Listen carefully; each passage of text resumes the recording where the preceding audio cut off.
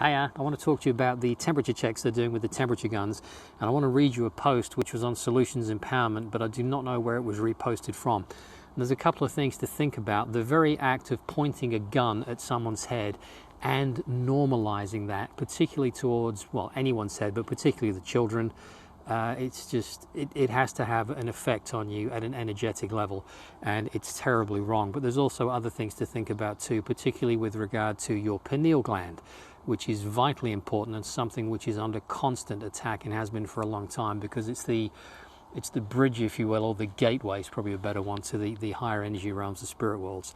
Anyway, let me read you this, and this is from an Australian nurse. I'm really worried. I've started implementing the new protocols in force. One of my new tasks is taking and recording each person's temperature. I aim for the center of their forehead with my thermometer-shaped gun. I pull the trigger, wait for the beep, and record the temperature. I always apologize to the person before proceeding. After doing this a dozen or more times, I suddenly had a realization. Are we being desensitized to be targeted at the head and also causing potential health issues by aiming an infrared ray to the pineal gland? So I started taking the temperature on the wrist, which turned out to be more accurate given that the forehead is cooler than the wrist and the results differ by more than 1 degree in some cases. I went to a shopping mall and people were lining up to get their temperatures taken by an employee who was obviously not a medic and was not properly educated on how to correctly perform this procedure. Many were shocked when it was my turn and I took the gun that was being directed at my forehead and redirected it to my wrist. I spoke softly but firmly and told the employee that an infrared thermometer must never be pointed at someone's forehead, especially babies and young children. In addition, it requires basic knowledge of how to properly read someone's temperature, i.e. placing a thermometer on the wrist or elbow fold is much more accurate and much less harmful. It was very disturbing to me to observe children getting used to seeing an object the shape of a gun aiming at the forehead and without any negative reaction from the adults as if this was normal and acceptable. As a medical professional, I refused to directly target the pineal gland, which is located directly in the center of the forehead, with an infrared ray. However, most people agree to go through this several times a day. Our pineal glands must be protected as it is crucial for our health both now and in the future.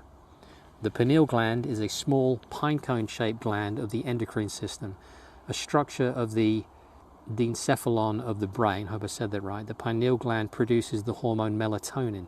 Melatonin influences sexual development and sleep-wake cycles.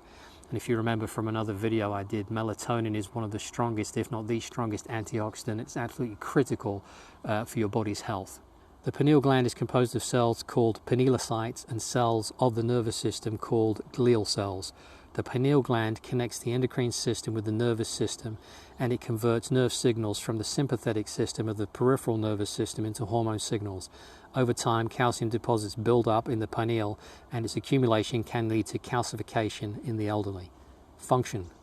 The pineal gland is involved in several functions of the body, including secretion of the hormone melatonin, regulation of endocrine functions, conversion of nervous system signals to endocrine signals, causes sleepiness, influences sexual development, influences immune system function, antioxidant activity. Ask yourself, is it ever wise to aim an infrared laser light at the pineal gland? I'm going to leave you to have a think about that one. If you are subjected to those kind of temperature checks, you might want to redirect that to your elbow fold or your wrist to give them a more accurate reading and to avoid any potential health damage that they are inadvertently being trained to cause in you. You guys are amazing. It's always a pleasure to talk to you, and I'll see you in the next episode. Take care. Bye-bye.